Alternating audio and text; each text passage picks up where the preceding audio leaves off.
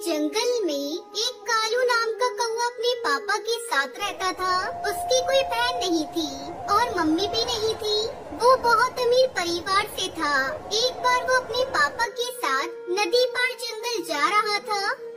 पापा, मुझे बहुत भूख लगी है, मुझे कुछ खाना है। कालू, मैं जरा पास की दुकान से कुछ खाने के लिए लेकर आता हूँ। तुम यहीं पर मेरा इंतजार करना। फिर कालू के पापा उसको एक पेड़ की डाली पर बिठाकर उसके लिए कुछ लेने चले गए। यहाँ तो मैं बोर हो रहा हूँ, क्या करूँ पता नहीं पापा कब आएंगे।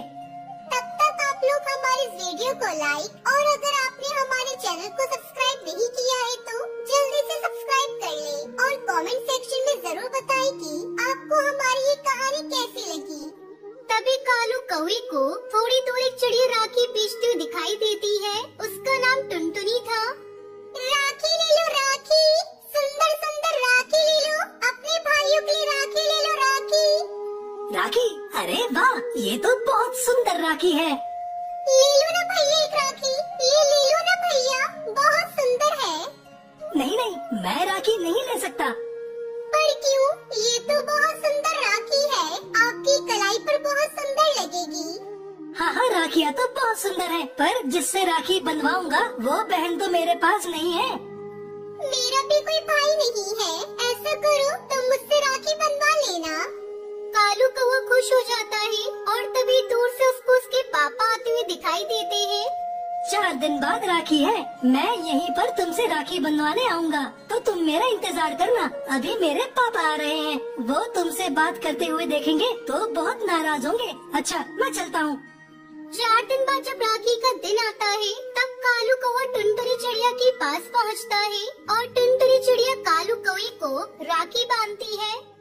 बहन, राखी तो तूने मुझे बांधी है, पर मेरे पास कुछ नहीं तुझे देने के लिए। मैं जब बड़ा हो जाऊंगा तो तुझे बहुत अच्छा इनाम दूंगा।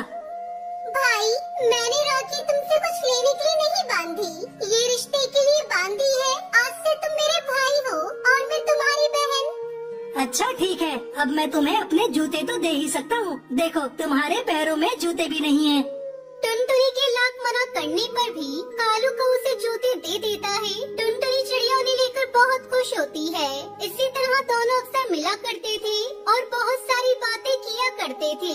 कालू को वो पढ़ाई करने के लिए शहर के जंगल चला जाता है। टुनटुनी बहन, अब मैं तुमसे नहीं मिल पाऊंगा क्योंकि मैं पढ़ाई के लिए शहर के जंगल जा रहा हूँ। जब मैं वापस आ जाऊँगा तो तुम मुझे सारी राखी एक साथ बांध देना। ठीक है भैया, मैं आपका इंतजार करूंगी। कुछ साल ऐसे ही बीत जाते हैं। अब दोनों बड़े हो जाते हैं और कालू की भी पढ़ाई पूरी हो जाती है और वो वापस अपने घर आता है। अरे टुनटुनी बहन, तुझे पता है तेरा भाई वापस आ गया है और राखी भी आने वाली है। अब तुझे इंतजार नहीं करना पड़ेगा, तू इस बार अपने भाई को राखी बांध देना। फिर राखी का त्योहार आता है। टुनटुनी चिड़िया कालू के घर पहुंच जाती है। उसका बहुत बड़ा घोंसला देखकर वो हैरान रह जाती है और अंदर जाने लगती है। अरे अरे अरे, कहाँ जा रही हो चिड़िया?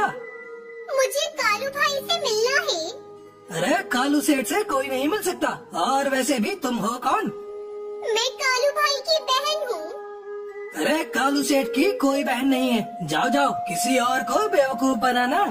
टुनटुनी चिड़िया वहाँ से नहीं जाती। तभी तेज बारिश होती है और टुनटुनी चिड़िया बारिश में वहीं खड़ी रहती है। टुनटुनी चिड़िया कालू कौवे को आवाज देती है और आवाज सुनकर कालू उसके पास आ जाता है। अरे कालू भैया, तुम इतने सालों से कहाँ थे? मैं हर राखी पर तुम्हारा इंतजार कर रही थी। कौन हो तुम?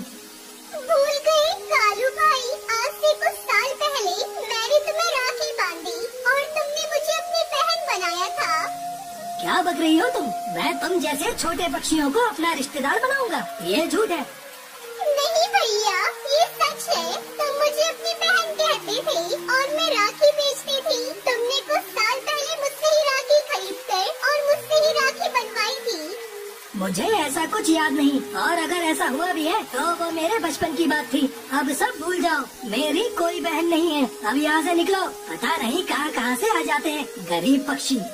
टुनटुनी चिड़िया मुँह लटका कर वहाँ से चली जाती है। कई दिन बीत बीत जाते हैं। एक दिन जंगल में कई सारे चील आ जाते हैं और कालू कौवे की आंखों पर हमला कर देते हैं। कालू कौवा घायल होकर नीचे गिर जाता है। तभी थोड़ी देर बाद टुनटुनी चिड़िया वहाँ से गुजरती है और उसे ऐसी हालत में देखकर टुनटुनी चिड़िया उसे हॉस्पिटल ले जाती है और डॉक्टर बुलबुल टुनटुनी चिड़िया से कहती है, टुनटुनी चिड़िया, हमले की वजह से तुम्हारे भाई की आंखें चली गई हैं और उसके पास समय बहुत कम है। हमें जल्द ही किसी पक्षी की आंखों का इंतजाम करना पड़ेगा। ये क्या कह रही हो डॉक्टर? ऐसा करिए, आप मेरी आंखें कालू भाई को लगा दीजिए। पर टुनटुनी, तुम बिन आंखों के देख नहीं पाओगी।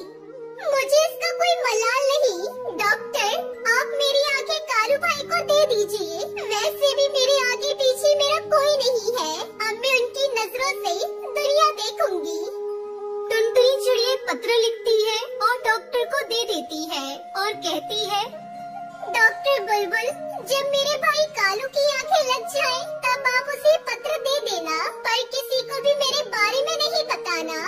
ठीक है टुनटुनी, जैसा तुमको सही लगे। कालू कौवे की वापस